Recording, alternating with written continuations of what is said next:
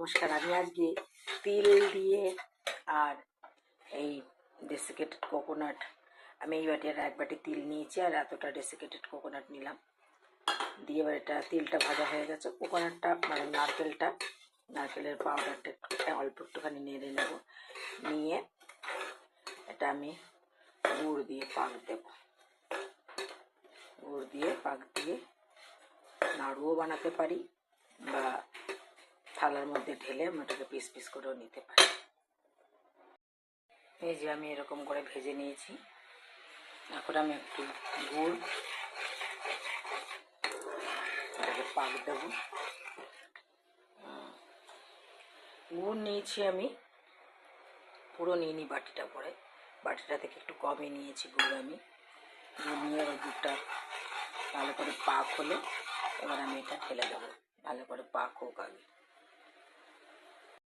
এই দেখুন গুড়টা পাক হয়ে গেছে, গুড়ের রঙটা চেঞ্জ হবে, একটা গন্ধ আসবে। এই দেখুন, ঠিক আছে, গুড়টা পাক হয়ে গেছে। এর বেশি পাক দিলে কিন্তু শক্ত হয়ে যাবে। তো আমি এবার এইটা ঢেলে দেবো। তিল আর নারকেলটা, ভাজা তিল আর ভাজা নারকেলটা মিশিয়ে দিয়েছি। আঁচ আমি বন্ধ করে দিয়েছি, গ্যাস বন্ধ করে দিয়েছি। এবার এটা আমি থালায় ঢেলে নেবো, কিন্তু থালায় ঢালার আগে থালার মধ্যে একটু তেল বা ঘি মাখিয়ে নিতে হবে। এই যে আমি সুন্দর করে এই চামচটা দিয়ে ধারগুলো সুন্দর করে করেছি। থালায় একটু তেল মাখিয়ে নিয়েছিলাম। তেল যখন আমি এটা গুড় দিয়ে পাক দিয়েছি তখন আমি এটার মধ্যে একটুখানি ঘি মিশিয়ে দিয়েছিলাম 1 চামচ। তো তাতে আরও খেতে স্বাদ হবে। শুধু আপনারা তিলের, আমরা বেশিরভাগ সময় পুজোতে তিলের নাড়ু টাড়ুই বেশি করি, তো এটার সাথে নারকেল দেওয়া তো আরও খেতে স্বাদ হবে। আর একটুখানি ঘি দিয়েছি যার জন্য একটা ফ্লেভারও আলাদা আসবে।